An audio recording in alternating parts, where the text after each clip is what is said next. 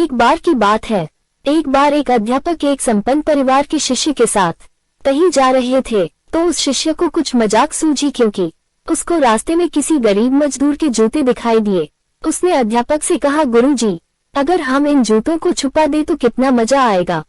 देखते हैं कि मजदूर पर इसका क्या असर पड़ता है। अब उसको तो मजाक सूझ रहा था, लेकिन गुरुजी ने कहा कि नहीं, गरीब इंसान के साथ इस तरह का भद्दा मजाक करना ठीक नहीं है। उसने कहा, क्यों ना हम इन जूतों में कुछ सिक्के डाल दें और देखें कि इसका इस गरीब मजदूर पर क्या प्रभाव पड़ता है। उन्होंने ऐसा ही किया। जैसे ही मजदूर अपना काम करके लौटा और उसने एक पाँव अपने जूते में डाला तो उसको कुछ कठोर सा महसूस हुआ। उसने अंदर हाथ डाला तो उसको कुछ सिक्के दिखाई दिए। वो थोड़ा आश्चर्य में पड़ गया। आसपास किसी को देखा तो कोई भी दिखाई नहीं दिया। वापस उसने दूसरा पैर अपने जूते में डाला और वापस उसको उसमें कुछ सिक्के दिखाई दिए।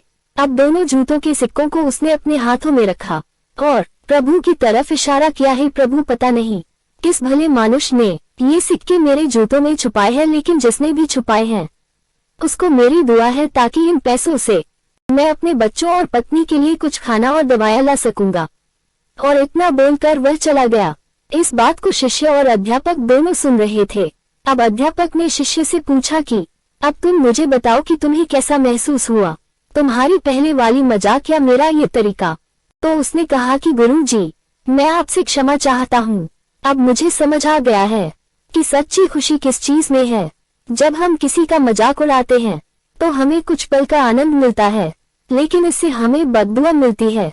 लेकिन अगर हम किसी की मुश्किल परिस्थिति में मदद करते हैं और जिसकी भी हम मदद करते हैं उसको भी नहीं पता कि हमने उसकी मदद की है, लेकिन अंदर ही अंदर हमें पता है कि हमने उस इंसान की मदद की है, यही सच्ची खुशी है। जब हम दूसरों को खुशी देते हैं तो हमें सच्ची खुशी मिलती है।